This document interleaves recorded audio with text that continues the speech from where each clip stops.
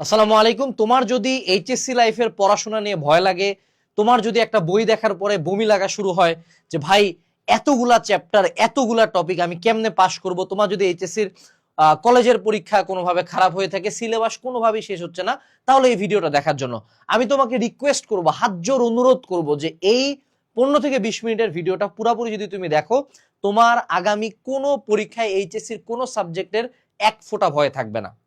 So আমরা আজকের এই ভিডিওতে প্রথমে যেটা করব যে তোমাদের আমরা দুইটা চ্যাপ্টার নিব। কেমিস্ট্রি ফার্স্ট পার্টের একটা চেনা চ্যাপ্টার, সেটা হলো তোমরা জানো গুণগত রসায়ন, যে চ্যাপ্টারটা দিয়ে আমরা মোটামুটি কেমিস্ট্রি শুরু করি। এবং আমরা হলো বায়োলজির একটা চ্যাপ্টার নিব, যেটা হলো বায়োলজির সেকেন্ড পার্টের সবচেয়ে ফেমাস চ্যাপ্টার, সেটা হলো রক্ত সংবহন। এবং আমরা এই চ্যাপ্টারগুলার সবগুলা টপিক সম্বন্ধে আগে জানবো, দেন সেই টপিকগুলো থেকে অ্যাকচুয়ালি কোন কোন জায়গা থেকে কোশ্চেন আসতেছে এবং সেগুলো অ্যাকচুয়ালি ট্রু কিনা, কিভাবে তুমি তোমার একটা চ্যাপ্টারের 50টা টপিককে কিভাবে কমাই নিয়ে তুমি 5-10টা টপিক পড়ে এইচএসসি তে শুধু পাস না, গোল্ডেন এ প্লাস না, লিটারালি 90 আপ পাইতে পারো, সেটা এই ভিডিওর মূল উদ্দেশ্য থাকবে। চলো শুরু করি। আমরা যদি গুণগত রসায়ন চ্যাপ্টারটার দিকে তাকাই, আমাদের এখানে এভারেজে 2, 4, 6, 8, 10, 12, 14, 16, 18, 20, 22, 24, 26, 28, 30, 32, 34, 36, 38, 40, 42, 44, 46, 48, 50, 51, অর্থাৎ টোটাল তুমি এখানে 51 টপিকস পাচ্ছ। এটা আমি লিটারালি হাজারি স্যারের বইয়ের যে তোমাদের সূচিপত্রটা আছে সেটা তুলে আনছি এখানে। অর্থাৎ তোমার গুণগত রসায়ন চ্যাপ্টারটাতে 51টা টপিক পড়ানো হয়, 51টা। এবং এই 51 টপিক যে সূচিপত্র উল্লেখ করা, তুমি যদি আরো ডেপথে যাও বইয়ের ভিতরে এই টপিকের সংখ্যা বাড়বে, বাট আমাদের জানার সুবিধার্থে, প্রমাণের সুবিধার্থে আমরা সূচিপত্রের 51টা টপিকই ধরলাম।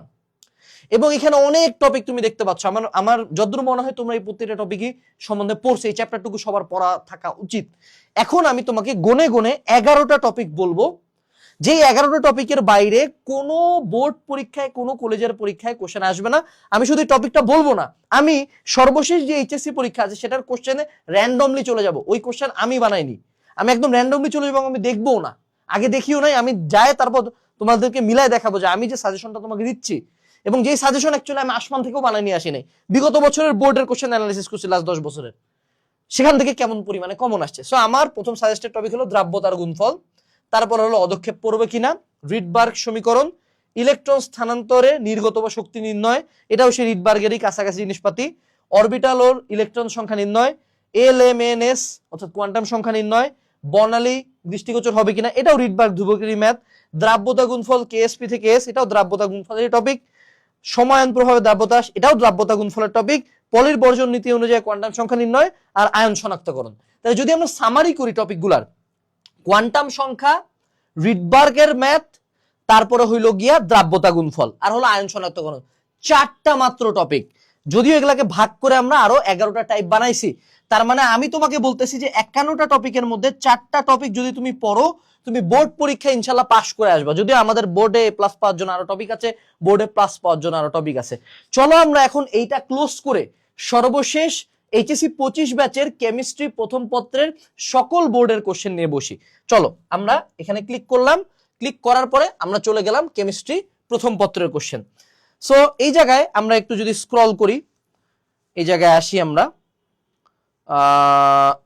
বর্ণালী, সরি এটা কল আসতেছে।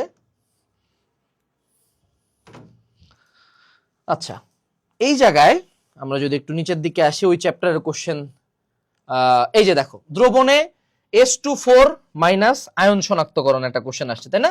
এই দেখো তো আয়ন শনাক্তকরণ একটা কোশ্চেন আমরা পাইছি না? আচ্ছা, এরপরে যদি আমরা আরো একটু নিচে আসি, এই জায়গায় আমাদের ইলেকট্রনের আবর্তন সংখ্যা হিসাব করো, ইলেকট্রনের ধাপের রশ্মি টাকা শনাক্তকরণ, অর্থাৎ ওই যে রশ্মিটা কোন টাইপের সেটা আমাকে বের করতে বলছে। ঠিক আছে, দেখো মিলছে কিনা, এটা আমাদের টপিকে ছিল না। আবার যদি আমরা নিচের দিকে আসি, এই বোর্ডের কিন্তু এই যে দ্রাব্যতা নির্ণয় করো, অদক্ষেপ পড়বে কিনা, মিলছে, কোশ্চেন মিলছে। আচ্ছা, তারপরে নিচে আসো, ময়মনসিংহ বোর্ডে আসো,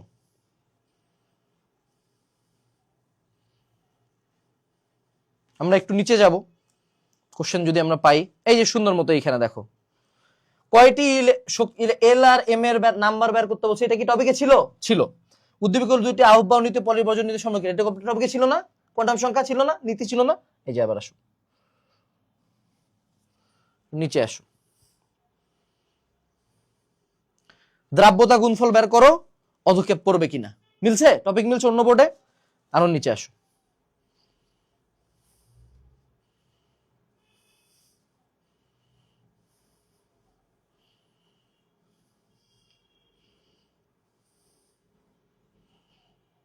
দ্রাব্যতা গুণফল কাকে বলে? দ্রাব্যতা গুণফল নির্ণয় করো, অধক্ষেপ পড়বে কিনা। আরো নিচে আসি, আমি তো কোনোটা বানাইনি, কোশ্চেন কি আমি বানাইছি? না। আরো নিচে আসি,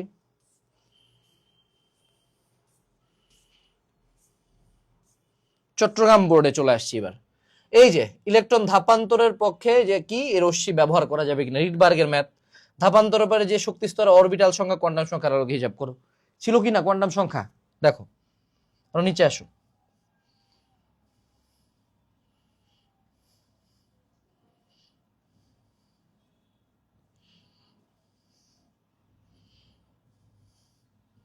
আমরা পরের বোর্ডে চলে যাই, কুমিল্লা বোর্ড। এটার কোশ্চেন তো বাই ডিফল্টই কঠিন হয়, কুমিল্লা বোর্ডের কোশ্চেন। চলো আমরা দেখি কুমিল্লা বোর্ডে আমাদের কমন আসে কিনা।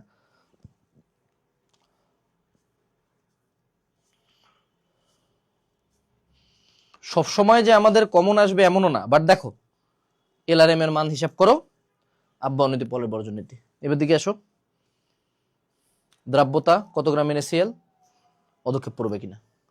আমি যদি এইভাবে প্রত্যেকটা বোর্ডে যাই, আরো আমার বোর্ড চলতে থাকবে, এভরি সিঙ্গেল বোর্ডে আমি যে এই যে তোমাকে 4টা টপিক দেখাই দিছি না, এই 4টা টপিকের বাইরে 99% কেসে ইনশাআল্লাহ কোনো সৃজনশীল আসবে না। এবং এমনও না যে এই টপিকগুলো আমি এই বছরের কোশ্চেন দেখে ঢুকাইছি। এই টপিক আমার 2016 সালে এই বইটা, 2018 সালে এই বইটা আমার প্রথম আমার নোট বানানো ছিল। আমি দিনাজপুর বোর্ডে ফার্স্ট হওয়ার পর আমার নোট বানাইছিলাম। ওখান থেকে জাস্ট সিম্পলি আমাদের সালগুলা পাশে অ্যাড হয়। মেজরিটি অফ দ্য টাইম আমাদের বইতে কোনো ওরকম চেঞ্জেসই করতে হয় না। আমরা যা সলিউশনটা চেঞ্জ করি, একটু আপগ্রেড করি, একটু কিছু টপিক আপ ডাউন করি, কোনটা হয়তো বা বোর্ড পাস থেকে প্লাসে যায়। তাহলে তুমি আমাকে বলো যে তুমি যদি সিম্পলি কিউএনএ এইচএসসি সাজেশন তোমার এইচএসসি লাইফে টেবিলে রাখো, তাহলে আমার আর কোনো কিছু নিয়ে চিন্তা করতে হয়? অর্থাৎ তুমি যদি সিম্পলি সাজেশনের টপিকগুলো শেষ করো, তোমার কলেজের পরীক্ষা, তোমার এইচএসসি পরীক্ষা ইনশাআল্লাহ প্রতিটা সাবজেক্ট কমন থাকবে। এবং সবচেয়ে মজার কথা, ওই যে সৃজনশীলগুলো তোমাকে দেখাইলাম না, তোমার প্রত্যেকটা সৃজনশীল টাইপ ওয়াইজ এখানে দেওয়া আছে সলিউশনে। এবং সাজেশনের যে টপিকগুলো, এই টপিকগুলোর উপরেই সলিউশনে কিন্তু সৃজনশীল এবং তার অ্যান্সার দেওয়া আছে। তুমি চিন্তা করছো এটা কত বড় একটা মাস্টারপিস। যাও, একটা সাবজেক্ট দিয়ে তো এটা প্রুফ হয় না। চলো আমরা আরেকটা সাবজেক্ট দেখি। চলো আমরা চলে যাই আমাদের বায়োলজির সেকেন্ড পার্টে। বায়োলজির সেকেন্ড পার্টে রক্ত চ্যাপ্টারটা তো আমরা সবাই পড়ছি, সবাই পড়ি, খুব পছন্দের, বায়োলজি যাদের পছন্দ তারা পড়ি। এখানে টপিক আছে 2, 4, 6, 8, 10, 12, 14, 16, 18, 20, 22, 24, 26, 28, 30, 32, 34, 36, 38, 39, মোটামুটি রাউন্ডে আমরা ধরে দিলাম 40 টপিকস আছে আমাদের এখানে। এই 40 টপিকস কিন্তু যে সূচিপত্র লেখা ছিল, ভিতরে গেলে টপিকের সংখ্যা আরো অনেক বাড়বে। চলো এবার আমরা আমাদের সাজেশনে চলে যাই যে আমরা কি বলছি তোমাকে পড়তে। হৃৎপিণ্ডের রক্ত সংবহন প্রক্রিয়া, হার্ট ফেলের কারণ লক্ষণ প্রতিকার, হৃৎপিণ্ডের লম্বচ্ছেদের চিত্র, হৃৎপিণ্ডের স্বয়ংক্রিয় নট সমতার কাজ, কৃত্রিম পেসমেকারের কাজ, বিভিন্ন কপার্টিকার নাম কাজ, হৃৎপিণ্ডের কার্ডিয়াক চক্র, রক্ততঞ্চন প্রক্রিয়া। অর্থাৎ 40টা টপিকের মধ্যে আমি তোমাকে বলছি যে ভাইয়া 8টা টপিক পড়ো।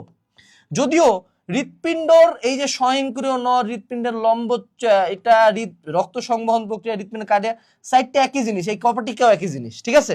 সো সব মেজরিটি কোশ্চেন কি হৃৎপিণ্ড থেকেই আসতেছে, বাট তাও আমি হিসাবে সুবিধার্থে বললাম যে ভাইয়া 8টা টপিক পড়ে যাও। চলো let's go to the board question, যে আমি মিথ্যা বলতেছি কিনা। চলো, আমি কিন্তু বোর্ড কোশ্চেন দেখিও নাই এই স্লাইড বানানোর সময়, আমি জাস্ট টিমকে বলছি বোর্ড কোশ্চেন পাঠায় রাখো। চলো আমি নিজে প্রথমবার দেখবো এবার তোমাদের বোর্ড কোশ্চেন কেমন আসছে। চলো আমি নিচের দিকে যাই, এটা খুঁজে পাইতে একটু কাহিনী হবে। এই রক্ততঞ্চন কেন হয় না দেখছো? উদ্দীপকে অলঙ্কিত লম্বচিত্র অঙ্কন করো। কিসের চাইছে রে? হৃৎপিণ্ড লম্বচিত্র চাইছে। সাগর ও জনের চিকিৎসা পদ্ধতির ভিন্নতা, এই অ্যানজিওপ্লাস্টি আর পেসমেকার, মিলছে রে? আচ্ছা এবার নিচে আয়। এটা হলো কোন বোর্ড? রাজশাহী বোর্ড। চলো আমাদের এখানে আমরা খুঁজে বেড়াই আমাদের ওই চ্যাপ্টারের কোনো কোশ্চেন আমরা পাই কিনা।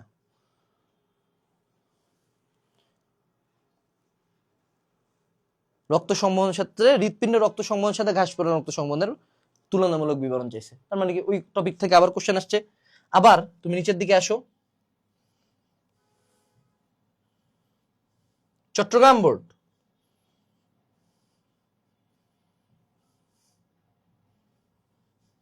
নিচে আসি আমরা। এই যে কয়টি কপাটিকা আসছে, কপাটিকা এই কার্যকারিতা কৃত্রিম ভাবে নিয়ন্ত্রণ করে, পেসমেকার আসছে রে। আবার নিচের দিকে সিলেট বোর্ড,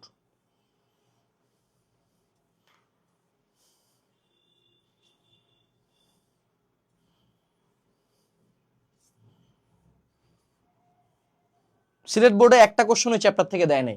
এখান থেকে দেখো, আমি কিন্তু বিইং অনেস্ট, সব বোর্ডে যে একটা চ্যাপ্টার থেকে কোশ্চেন দিবে এমন না, কিন্তু কোশ্চেন যদি দেয় ওই টপিক থেকে ইনশাআল্লাহ থাকবে। এবার আসো যশোর বোর্ড,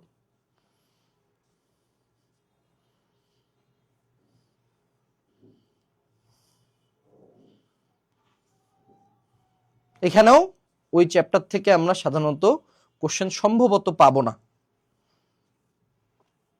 তারপর দেখি আমাদের এখানে কি আছে। এই যে বুকে ব্যথা, অ্যানজাইনা, বোর্ডে এ প্লাস পাওয়ার জন্য যে টপিকগুলো ছিল সেখানের মধ্যে অ্যানজাইনা ছিল, অর্থাৎ এই টপিকটাও আমার সাজেশনে আছে, 3 ধাপের ভাগ করা সাজেশনের মধ্যে আছে। এরপর চলে আসলাম দিনাজপুর বোর্ড, আমার নিজের বোর্ড। চলো দেখি আমরা এখানে সেটার কোনো কোশ্চেন কমন দিতে পারি কিনা। ভাইয়া দেখো দেখি এটা কি, কিসের শক্ত সম্বন্ধ চাইছে, হৃৎপিণ্ডের রক্ত সম্বন্ধ প্রক্রিয়া আসছে। আচ্ছা, আরো নিচে আসি। এরপর হলো বরিশাল বোর্ড,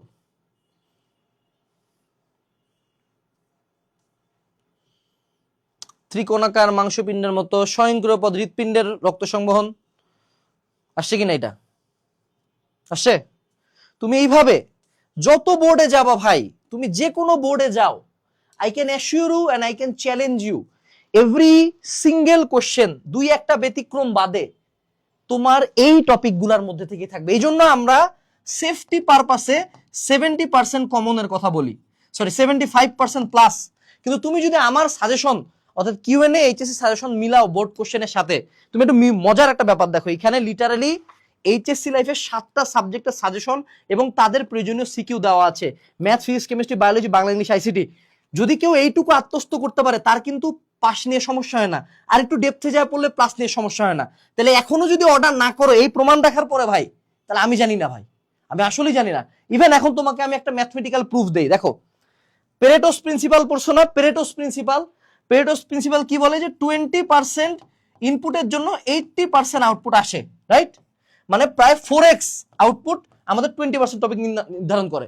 কিন্তু এখানে দেখো মানে 20% এমনও না যে 20% আমাদের বেস লাইন। আমাদের এখানে কয়টা টপিক ছিল? 11টা। ভাইয়া 11কে 4 দিয়ে গুণ করো দেখি কত আসে, 44টা টপিক আসে। এটা কি অ্যাপ্রক্সিমেটলি 51টার কাছাকাছি কিনা? আমাদের টপিক 51টা, তার মানে 11টা টপিক পড়লে আমার কিন্তু 80% কোশ্চেন কমন থাকতেছিল, মিলছে কিনা? 51টা টপিকের মধ্যে 11টা টপিকই কিন্তু আমার 80% আউটপুট দিচ্ছিল, রাইট? আমরা বায়োলজিতে আসি, 8, এটাকে 4 দিয়ে গুণ দেই, 32 কি কাছাকাছি কি 40-এর কাছাকাছি কিনা? তার মানে আমার এখানে 8টা টপিক পড়লে আমার যে 40টা টপিকের 80% কোশ্চেন কমন আসতেছে। এই প্রিন্সিপালটাকে কি বলে? দিস ইজ সিম্পলি পেরেটোস প্রিন্সিপাল, বা এটাকে অনেকে 80-20 রুল বলে। সো আমরা কি করি ভাই, আমরা সিম্পলি বিগত বছরের কোশ্চেন অ্যানালাইসিস করি, এবং এটা আমরা এই বইটা পড়লে ইনশাল্লাহ আর কখনো চিন্তা থাকবে না। এবং তুমি যদি এই বইটা না পড়ো কোনো সমস্যা নাই, তুমি বাংলাদেশের যে কোনো পরীক্ষার যদি যাও, যাওয়ার পরে তুমি simply you do this thing, you do the analysing, and তুমি সব জায়গায় ইনশাল্লাহ কমন পাবা। এইটুকু ছিল আজকের ভিডিওতে, আশা করি ইউ আর কনভিন্সড। ডেসক্রিপশনে লিঙ্ক দেওয়া আছে, এখনই অর্ডার করে টেবিলে রাখবা, প্রত্যেকটা পরীক্ষায় এটার ফলাফল পাবা ইনশাআল্লাহ। টাটা।